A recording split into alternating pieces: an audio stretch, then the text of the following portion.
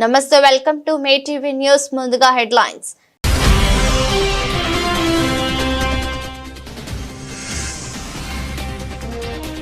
అమెరికాలో గోల్డ్ కార్డుపై Trump photo, first look విడుదల చేసిన ట్రంప్.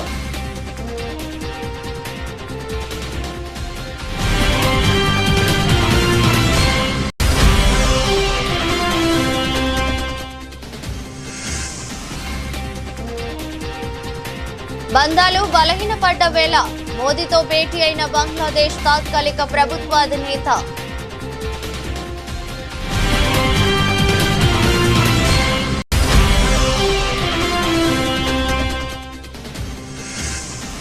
రాజ్యసభలో వక్ఫ్ బిల్లుకు ఆమోదం. ఎగువ సభలో బిల్లుకు అనుకూలంగా 128, వ్యతిరేకంగా 95 ఓట్లు వచ్చాయి.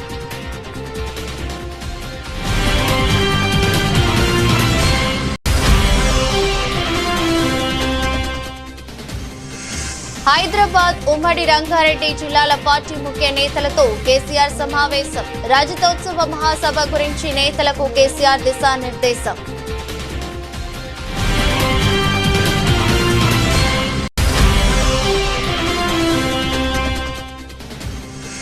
మంగళగిరి అభివృద్ధిపై మంత్రి నారా లోకేష్ కీలక నిర్ణయం. మంగళగిరిలో దశాబ్దాల సమస్యకు 10 నెలల్లో పరిష్కారం చూపామన్న మంత్రి.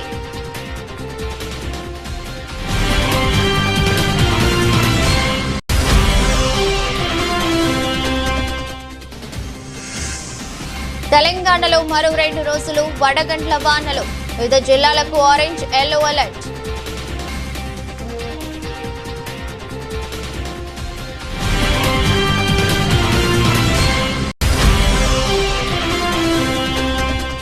జలహారతి కార్పొరేషన్ ఏర్పాటు చేసేందుకు ఏపీ మంత్రివర్గం ఆమోదం. పోలవరం, బనకచెర్ల అనుసంధాన ప్రాజెక్టు రూపకల్పన చేయనున్నట్లు తెలిపిన మంత్రి పార్థసారథి.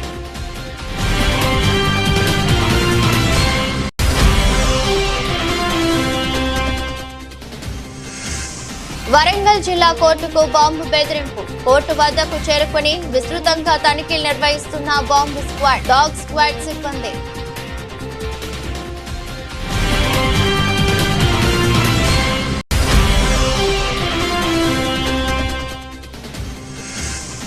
వైఎస్ జగన్ ను విమర్శించే అర్హత లోకేష్ కు లేదు.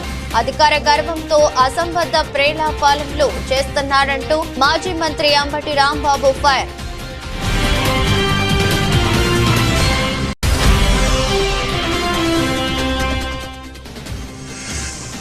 సన్ రైజర్స్ హ్యాట్రిక్ ఓటమి. కెప్టెన్ కమిన్స్ సంచలన కామెంట్స్.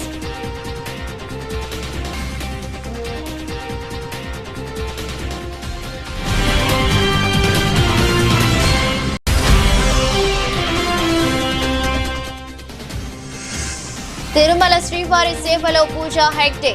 విఐపి విరామ దర్శన సమయంలో శ్రీవారి సేవలో పాల్గొన్న టాలీవుడ్ స్టార్ నటి.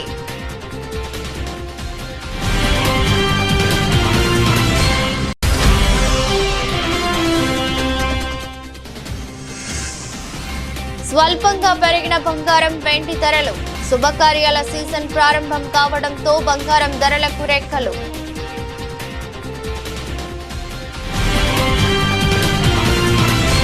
గ్రీన్ కార్డు ఉన్నంత మాత్రాన అమెరికా పౌరసత్వం ఉన్నట్టు కాదని ట్రంప్ సర్కారు స్పష్టం చేసిన సంగతి తెలిసిందే. ఇదే సమయంలో అమెరికా పౌరసత్వం పొందానుకునే సంపన్నుల కోసం గోల్డ్ కార్డును ట్రంప్ తీసుకొచ్చారు. $5 మిలియన్ చెల్లించి ఎవరైనా ఈ కార్డును కొనుగోలు చేయవచ్చు. ఈ కార్డు కొన్న వారికి అమెరికా పౌరసత్వం లభిస్తుంది. ముఖ్యంగా రష్యా, భారత్ కు చెందిన సంపన్నులు ఈ కార్డులను భారీ సంఖ్యలో కొనుగోలు చేయవచ్చనే అంచనాలు ఉన్నాయి. మరోవైపు ఈ కార్డు ఫస్ట్ లుక్ ను ట్రంప్ విడుదల చేశారు. ఈ కార్డుపై ట్రంప్ ముఖ చిత్రం ఉండటం ప్రత్యేక ఆకర్షణగా నిలిచింది. కార్డుపై ట్రంప్ కార్డు అని రాసి ఉంది. ట్రంప్ సంతకం కూడా కార్డుపై ఉంది. అమెరికా అధ్యక్షుడి అధికార విమానం ఎయిర్ ఫోర్స్ 1 లో విలేకరులతో మాట్లాడుతూ గోల్డ్ కార్డును ట్రంప్ చూపించారు. ఈ కార్డును $5 మిలియన్ ఎవరైనా కొనుగోలు చేయవచ్చని ఈ సందర్భంగా ఆయన తెలిపారు. తొలి కార్డును తానే కొనుగోలు చేశానని, రెండో కార్డును ఎవరు కొంటారో తెలియదని చెప్పారు. ఈ కార్డును ట్రంప్ కార్డుగా ఆయన అభివర్ణించారు. ఈ కార్డు ఏమిటో మీకు తెలుసా? ఇది గోల్డ్ కార్డు, ట్రంప్ కార్డు అని చెప్పారు. $5 మిలియన్ మీ వద్ద ఉంటే ఈ కార్డు మీదే అని వ్యాఖ్యానించారు. 2 వారాల్లోగా ఈ కార్డు అందరికీ అందుబాటులోకి వస్తుందని చెప్పారు.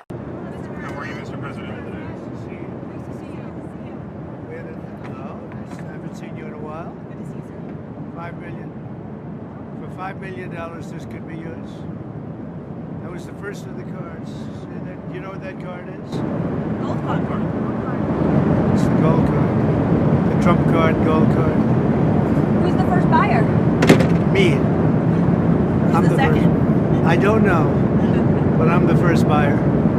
It'll be out in about less than 2 weeks, probably. Pretty exciting, right? You ready for some questions? Anybody want to buy one? Okay, let's go. Bangladesh మాజీ ప్రధాని షేక్ హసీనా గద్దె దిగిపోయిన తర్వాత భారత్ బంగ్లాదేశ్ మధ్య సంబంధాలు పూర్తిగా దిగజారిపోయాయి.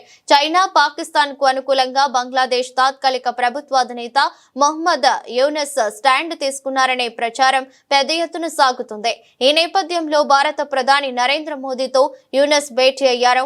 బ్యాంకాక్ లో జరుగుతున్న బీమ్ స్టేక్ సమ్మిట్ సందర్భంగా వీరిద్దరూ ప్రత్యేకంగా సమావేశమయ్యారు. ఈ సందర్భంగా వీరితో పాటు విదేశాంగ మంత్రి జైశంకర్, జాతీయ భద్రతా సలహాదారు అజిత్ ధోవల్ కూడా ఉన్నారు.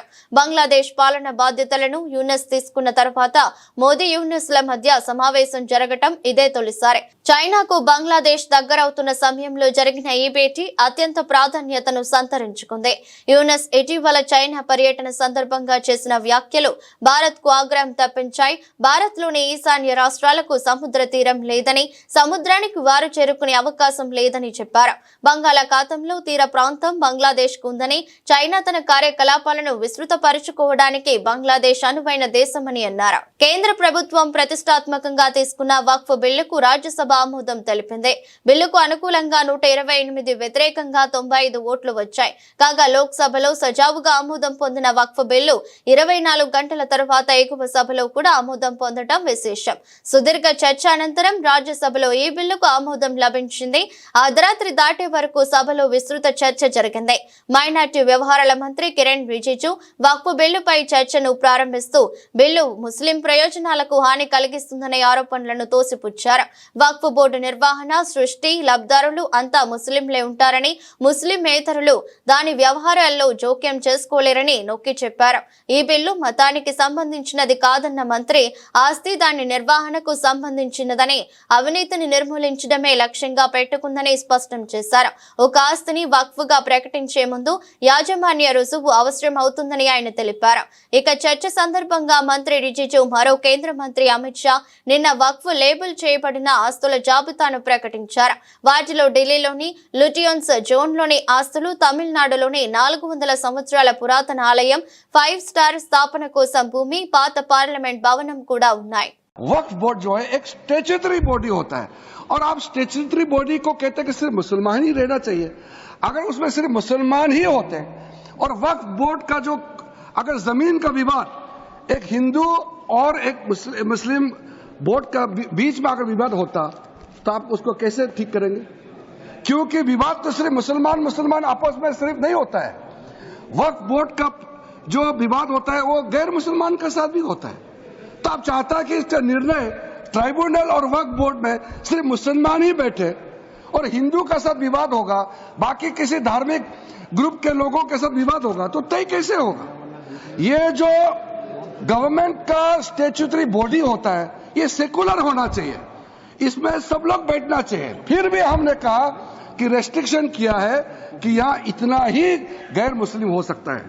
मेजोरिटी अब 22 मेंबर में अगर मैक्सिमम 4 होता है, वो 4 क्या आपको वहां निर्णय बदल सकता है? वो सिर्फ योगदान कर सकता है, अपना एक्सपर्टाइज दे करके वहां काम करने का वैल्यू को बढ़ा सकता है.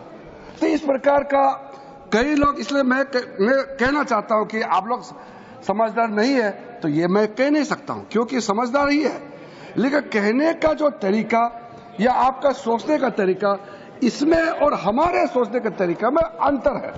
अदरवाइज सर मल्लिकार्जुन खड़गे जी ने तो कितना बात कहा, लेकिन वरिष्ठ नेता है, सुबह भी बड़ा दुख के साथ उन्होंने कहा मैं जवाब देना चाहता तो हमारा एक साथी ने डिस्टर्ब किया इसलिए नहीं बोला. मैं बहुत इज्जत करता हूं, जवाब देना चाहता हूं, लेकिन हमको मत बोलिए कि मंत्री जी ने मेरा किसी पॉइंट का जवाब नहीं दिया, क्योंकि आपका पॉइंट जवाब देगा तो बहुत लंबा हो जाएगा. सिर्फ मैं Honorable members, subject to correction, I is 128.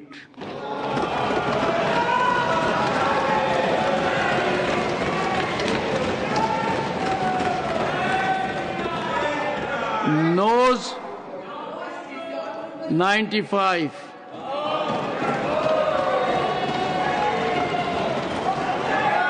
Abstention 0.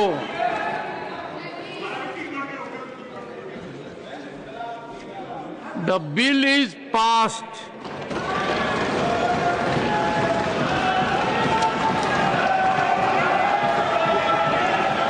BRS party రజతోత్సవ మహాసభ నేపథ్యంలో అధినేత కేసీఆర్ అధ్యక్షతన హైదరాబాద్ ఉమ్మడి రంగారెడ్డి జిల్లాల పార్టీ ముఖ్య నేతలతో సన్నాహక సమావేశం జరిగింది. ఈ సమావేశంలో వరంగల్లో నిర్వహించే పార్టీ రజతోత్సవ మహాసభ గురించి నేతలకు కేసీఆర్ దిశానిర్దేశం చేశారు. జన సమీకరణతో పాటు పలు కీలక అంశాలపై కేసీఆర్ వారితో చర్చించారు. పార్టీ రజతోత్సవ సభ నేపథ్యంలో రోజుకు 2 ఉమ్మడి జిల్లాల నేతలతో కేసీఆర్ సన్నాహక సమావేశాలు కొనసాగిస్తున్న సంగతి తెలిసిందే.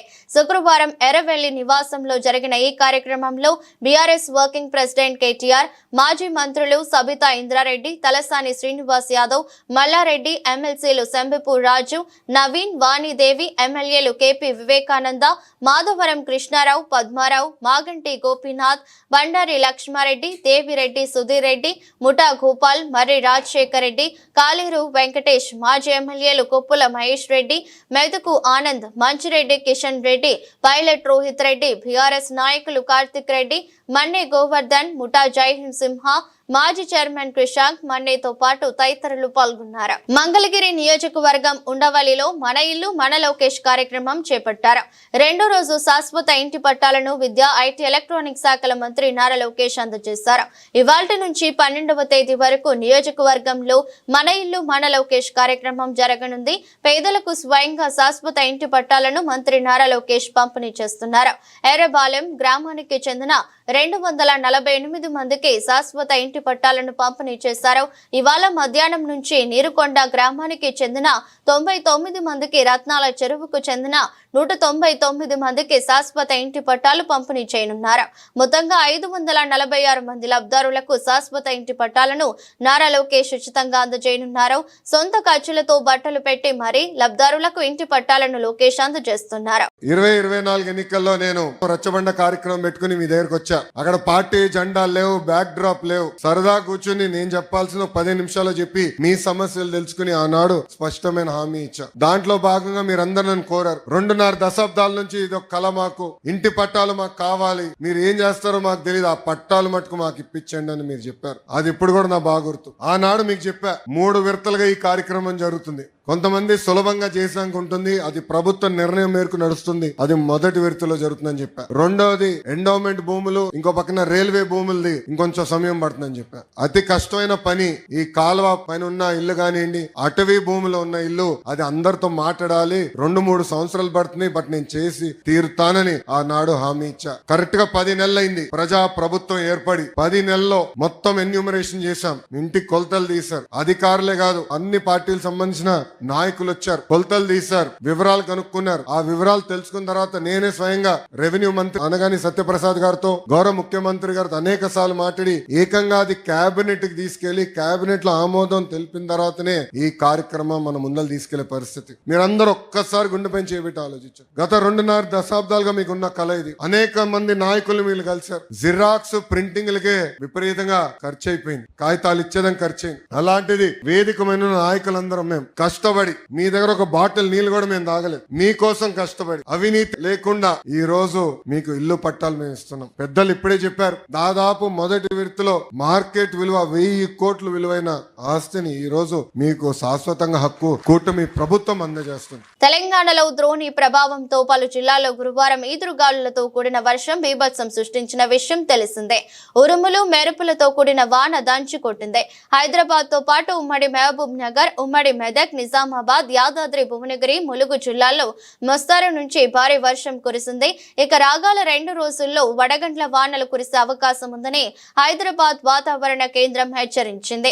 ఈ మేరకు వివిధ జిల్లాలకు ఆరెంజ్, ఎల్లో హెచ్చరికలు జారీ చేసింది. గురువారం ఆదిలాబాద్, కుమ్రం భీం, ఆసిఫాబాద్, నిజామాబాద్, కామారెడ్డి, వికారాబాద్, నిర్మల్, మంచిర్యాల, సంగారెడ్డి, మెదక్, మహబూబ్ నగర్ జిల్లాలో వడగండ్ల వాన కురిసే అవకాశం ఉందని తెలిపింది.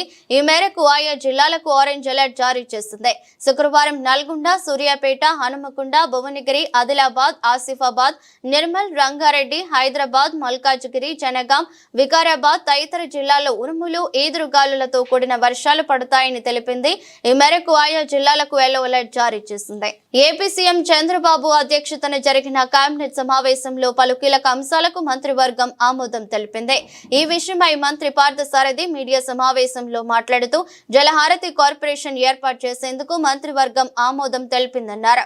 జలహారతి కార్పొరేషన్ ద్వారా పోలవరం, బనకచెర్ల అనుసంధాన ప్రాజెక్టు రూపకల్పన చేస్తామన్నారు. ప్రెస్టీజియస్ ప్రాజెక్ట్ ఈ రాష్ట్రంలో అన్ని ప్రాంతాలు సర్వతోముఖ అభివృద్ధి చెందటానికి ముఖ్యమంత్రి గారు పడుతున్న తాపత్రయం కానివ్వండి, లేకపోతే ఆయన చేస్తున్న ఆలోచనలు కానివ్వండి, పోలవరం బనకచెర్ల లింక్ ఉందో ఆ ప్రాజెక్టు నిర్మాణం కానివ్వండి, సర్వే కానివ్వండి, ఇవన్నీ చేయటానికి ఒక కంపెనీని ఏర్పాటు చేయాలని చెప్పేసి జలహారతి కార్పొరేషన్ పేరుతో స్పెషల్ పర్పస్ వెహికల్ ఏర్పాటు చేసేందుకు ఒక ప్రతిపాదన కేబినెట్ దగ్గరికి వచ్చింది. దాన్ని ఆమోదించుకోవడం జరిగిందని చెప్పేసి మనం చేస్తాం. ఈ ప్రాజెక్టు ఎవరు ఊహించిన విధంగా మరి రాష్ట్రంలో ఉన్న జలవనరులన్నింటినీ వినియోగించుకుని అన్ని ప్రాంతాలు కూడా అభివృద్ధి చెందాలనే లక్ష్యంతో ప్రత్యేకంగా రాయలసీమ ఇప్పుడు దాకా ఏదైతే మనం కరువు సీమగా మనం అనుకుంటూ ఉండేవాళ్ళమో దీన్ని రత్నాల సీమగా మార్చాలనే లక్ష్యంతో అక్కడ కూడా పుష్కలంగా నీళ్లు లభించాలనే లక్ష్యంతో ఈ ప్రాజెక్ట్ ని ముఖ్యమంత్రి గారు చాలా సీరియస్ గా తీసుకున్నారని చెప్పేసి తీసుకుంటమే కాకుండా ఈ 4 సంవత్సరాల్లో కూడా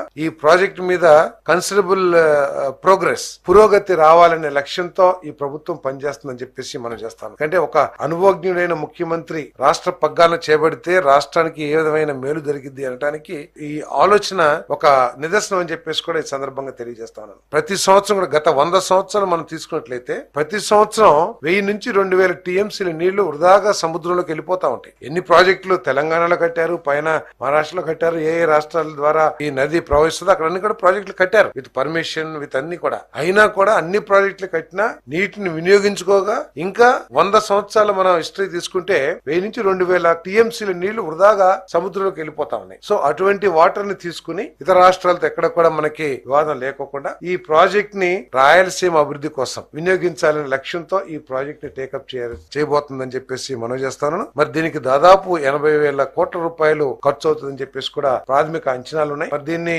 ముఖ్యమంత్రి గారు తర్వాత డిప్యూటీ చీఫ్ మినిస్టర్ గారు తమ పరపతిని కేంద్ర ప్రభుత్వంలో, ఎందుకంటే ఎన్డీఏ కూడా మన భాగస్వామి కాబట్టి ప్రధానమంత్రి గారిని అదేవిధంగా కేంద్ర ఆర్థిక మంత్రి గారిని ఒప్పించి ఈ ప్రాజెక్ట్ ని కేంద్ర సహకారం లేకపోతే ప్రైవేట్ భాగస్వామ్యం రాష్ట్ర ప్రభుత్వం ఏ విధంగా చేయాలనే ఆలోచనతో ఈ కంపెనీని స్థాపించడమే కాకుండా ఈ 4 సంవత్సరాల్లో దీని మీద పురోగతి సాధించాలనేది ముఖ్యమంత్రి గారి లక్ష్యం అని చెప్పేసి కూడా ఈ సందర్భంగా నేను తెలియజేస్తా ఉన్నాను. వరంగల్ జిల్లా కోర్టుకు బాంబు బెదిరింపు ఫోన్ కాల్ వచ్చింది. దీంతో పోలీసులు, లాయర్లు, కోర్టు సిబ్బంది అప్రమత్తమయ్యారు. కోర్టు వద్దకు చేరుకున్న బాంబ్ స్క్వాడ్, డాగ్ స్క్వాడ్ సిబ్బంది విస్తృతంగా తనిఖీలు నిర్వహిస్తున్నారు. లాయర్లు, కోర్టు సిబ్బంది భయంతో గడుపుతున్నారు. జిల్లా జడ్జికి మెయిల్ ద్వారా ఓ గుర్తు తెలియని వ్యక్తి నుంచి బాంబు పెట్టామని మెయిల్ చేసినట్లు పోలీసులు పేర్కొన్నారు. ఆ వ్యక్తి ఎవరనే విషయాన్ని తెలుసుకునేందుకు ప్రయత్నిస్తున్నామని తెలిపారు. నిన్న మేడ్చల్, మల్కాజ్గిరి, నాగర్ కర్నూలు కలెక్టర్లకు బాంబు బెదిరింపు ఫోన్ కాల్స్ వచ్చిన సంగతి తెలిసిందే.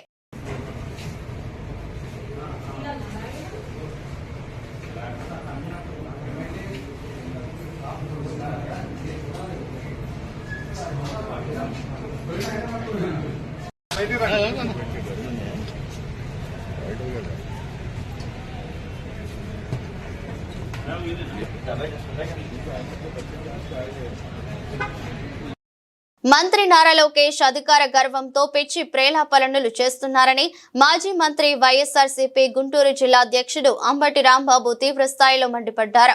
గుంటూరు క్యాంపు కార్యాలయంలో గురువారం మీడియాతో మాట్లాడుతూ వాపును చూసి తన బలుపుగా నారా లోకేష్ భ్రమపడుతున్నాడని ఆగ్రహం వ్యక్తం చేశారు.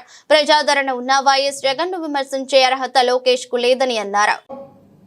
నిజంగా బలం అనుకొని, వాపును బలం అనుకొని, ఒళ్ళు బలిసి ఇష్టం వచ్చినట్టుగా మాట్లాడేటటువంటి ప్రయత్నం చేస్తున్నాడు. అయ్యా నారా చంద్రబాబు నాయుడు గారి కుమారులు లోకేష్ గారు, వాట్ ఈజ్ యువర్ స్థాయి, మీ స్థాయి ఏంటో ఒకసారి తెలుసుకోండి. మీరు అడ్డదారిలో కౌన్సిల్కి వచ్చారు, మంత్రి అయ్యారు, పంచాయతీరాజ్ శాఖను డీల్ చేశారు. ఎంత అపాస్పాలైందో మంత్రివర్గం, ప్రభుత్వం అందరికీ గుర్తుండే ఉంటుంది. ఆ మంత్రిగా ఉన్నప్పుడే మంగళగిరిలో పోటీ చేశారు, ఘోరంగా ఓడిపోయారు. ఘోరంగా ఓడిపోవటమే కాదు, అసలు తెలుగుదేశం అంత భయంకరంగా ఓడిపోవడానికి నారా లోకేష్ గారు కూడా ఒక కారకులు అనేటువంటి మంచి పేరు తెచ్చుకున్నారు. మళ్ళా తర్వాత మొన్న అప్పుడు 23 మంది గెలిస్తే మీరు ఓడిపోయారు. మొన్న మళ్ళా మంగళగిరిలో నిలబడ్డారు, మంచి మెజారిటీతో గెలిచారు. 164 సీట్లు కూటమికి వస్తే మీరు గెలిచారు, 23 సీట్లు తెలుగుదేశంకి వస్తే మీరు ఓడిపోయారు. దాన్ని బట్టి ఒకసారి యూ క్యాలిక్యులేట్, నీ స్థాయి ఏమిటో ఒకసారి క్యాలిక్యులేట్ చేసుకోమని మనవి చేస్తున్నా. మీరు జగన్మోహన్ రెడ్డి గారి గురించి మాట్లాడతారు. జగన్మోహన్ రెడ్డి గారి గురించి మాట్లాడటమే కాదు, ఇష్టం వచ్చినట్టుగా అన్ని పచ్చి అబద్ధాలు. నీ నాన్నకు మించిన వాడు అయిపోయావు నాయన నువ్వు అబద్ధాలు చెప్పడంలో, నాకు అర్థం కాల. ఈ CBG, Reliance CBG compressed biogas ప్లాంట్లు ఏర్పాటు చేశారు. ఎవరు తీసుకొచ్చారు దీన్ని? మీరే తీసుకొచ్చారా? మీరు తీసుకురాలా? 2024 ఫిబ్రవరి 14న రాష్ట్ర ప్రభుత్వం, అప్పుడున్న రాష్ట్ర ప్రభుత్వం అగ్రిమెంట్ అయింది. ఈ ప్లాంట్లు ఇక్కడ తీసుకొచ్చి మొదటి దశలో 8 ప్లాంట్లను ప్రారంభించాలనే ఉద్దేశంతో అప్పుడే దీనికి అంకురార్పణ జరిగింది. ఇవాళ నేనే తీసుకొచ్చాను అని కథలు చెప్పేటటువంటి ప్రయత్నం చేస్తున్నారు. ఎందుకు ఇంత పచ్చి అబద్ధాలు అన్నారు? ఐపీఎల్ 2025లో తన తొలి మ్యాచ్ లో భారీ విజయం సాధించిన సన్ రైజర్స్ హైదరాబాద్ ఆ తర్వాత గాడి తప్పింది. ఆ తర్వాత ఆడిన 3 మ్యాచ్ల్లోనూ ఘోర పరాజయం పాలైంది. LSG పై 5 వికెట్లు, DC పై 7 వికెట్లు. నిన్న KKR చేతిలో 80 పరుగుల భారీ తేడాతో ఓటమి పాలైంది. ఇలా హ్యాట్రిక్ ఓటముల నమోదు చేయడం పట్ల అభిమానులు ఆందోళన వ్యక్తం చేస్తున్నారు. ఈ నేపథ్యంలో Sunrisers captain Pat Cummins తన జట్టు ప్రదర్శన పట్ల అసంతృప్తి వ్యక్తం చేశారు. తమ జట్టు అత్యుత్తమ ప్రదర్శనకు దూరంగా ఉందని పేర్కొన్నారు.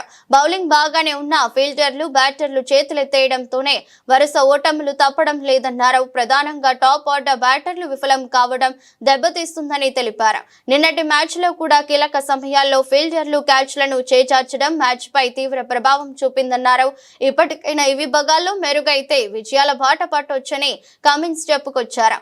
ఎకనైనా జట్టులోని ఆటగాళ్లు సమిష్టిగా రాణించాల్సి ఉందని ఆయన స్పష్టం చేశారు. తిరుమల శ్రీ వెంకటేశ్వర స్వామి వారిని టాలీవుడ్ స్టార్ నటి బుట్టబొమ్మ పూజా హెగ్డే దర్శించుకున్నారు. శుక్రవారం ఉదయం VIP విరామ దర్శన సమయంలో శ్రీవారి సేవలో పాల్గొన్నారు. ఆలయానికి చేరుకున్న నటికి తిరుమల తిరుపతి దేవస్థానం అధికారులు స్వాగతం పలికి దర్శన ఏర్పాట్లు చేశారు. అనంతరం రంగనాయకుల మండపంలో వేద పండితులు నటిని శేష వస్త్రంతో సత్కరించి వేదాశీర్వచనం చేశారు. స్వామివారి చిత్రపటం, తీర్థ ప్రసాదాలు అందజేశారు. అంతకు ముందు పూజా హెగ్డే తిరుపతి జిల్లాలోని ప్రఖ్యాతిగాంచిన శ్రీకాళహస్తీశ్వరుని దర్శించుకున్న విషయం తెలిసిందే.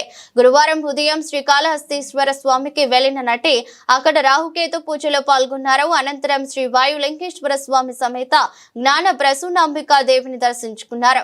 సినిమాల విషయానికి వస్తే పూజ ప్రస్తుతం దళపతి విజయ్ తో జననాయకన సినిమాలో నటించడంతో పాటు సూర్య హీరోగా వస్తున్న రెట్రో చిత్రంలో కథానాయికగా నటిస్తుంది.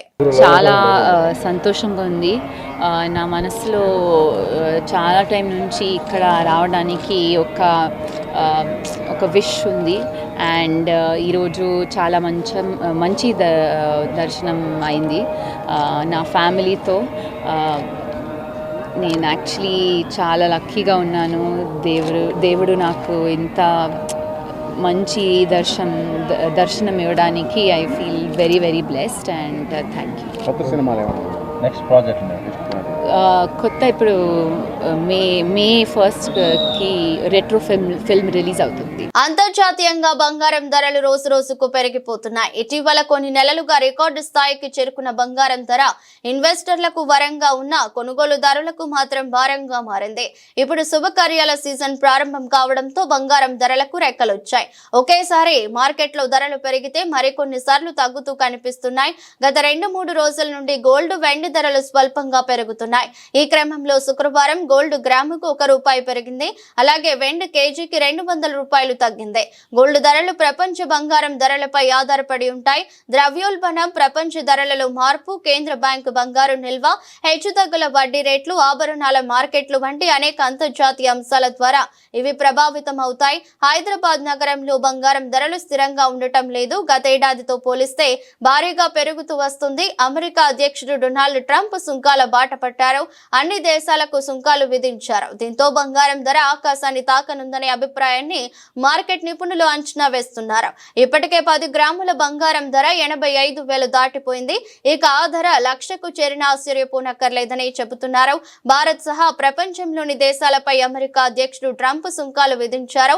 దీంతో బంగారం ధర ఆకాశాన్ని అంటుతుందని మార్కెట్ నిపుణులు విశ్లేషిస్తున్నారు. వార్తలు ముగించే ముందు మరోసారి హెడ్లైన్స్.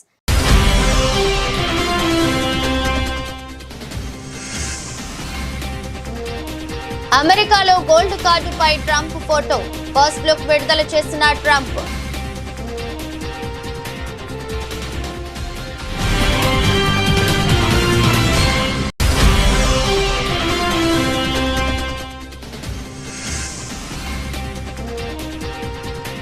బంధాలు బలహీనపడ్డ వేళ మోదీతో భేటీ అయిన బంగ్లాదేశ్ తాత్కాలిక ప్రభుత్వ అధినేత.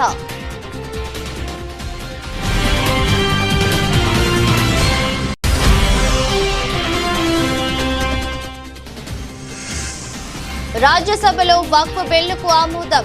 ఎగువ సభలో బిల్లుకు అనుకూలంగా 128, వ్యతిరేకంగా 95 ఓట్లు వచ్చాయి.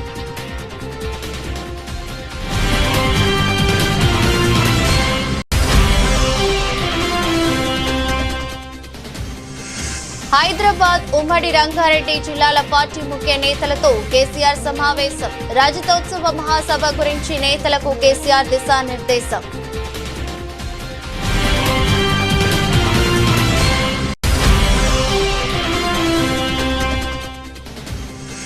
మంగళగిరి అభివృద్ధిపై మంత్రి నారా లోకేష్ కీలక నిర్ణయం. మంగళగిరిలో దశాబ్దాల సమస్యకు 10 నెలల్లో పరిష్కారం చూపామన్న మంత్రి.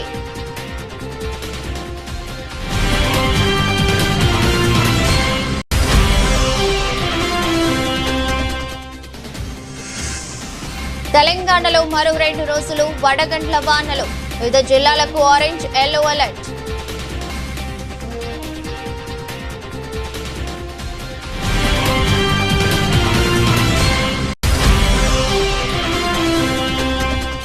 జలహారతి కార్పొరేషన్ ఏర్పాటు చేసేందుకు ఏపీ మంత్రివర్గం ఆమోదం. పోలవరం, బనకచెర్ల అనుసంధాన ప్రాజెక్టు రూపకల్పన చేయనున్నట్లు తెలిపిన మంత్రి పార్థసారథి.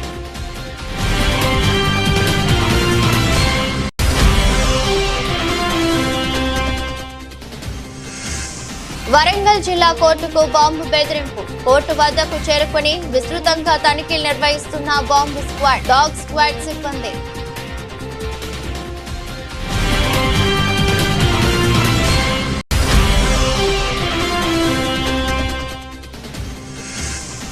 వైఎస్ జగన్ ను విమర్శించే అర్హత లోకేష్ కు లేదు.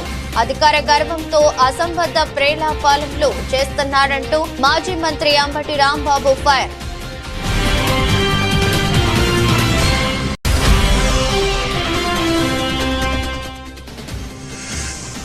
సన్ రైజర్స్ హ్యాట్రిక్ ఓటమి. కెప్టెన్ కమిన్స్ సంచలన కామెంట్స్.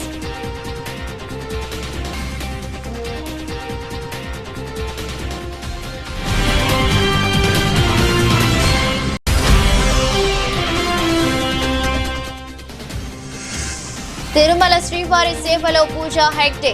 విఐపి విరామ దర్శన సమయంలో శ్రీవారి సేవలో పాల్గొన్న టాలీవుడ్ స్టార్ నటి.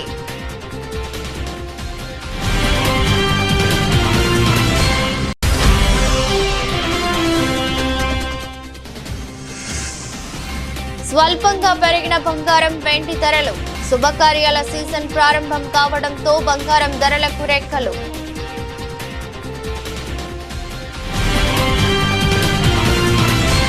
ఇదరస్ట్ బులెటిన్ మరో బులెటిన్లో మళ్ళీ కలుద్దాం. అంతవరకు సెలవు. నమస్కారం.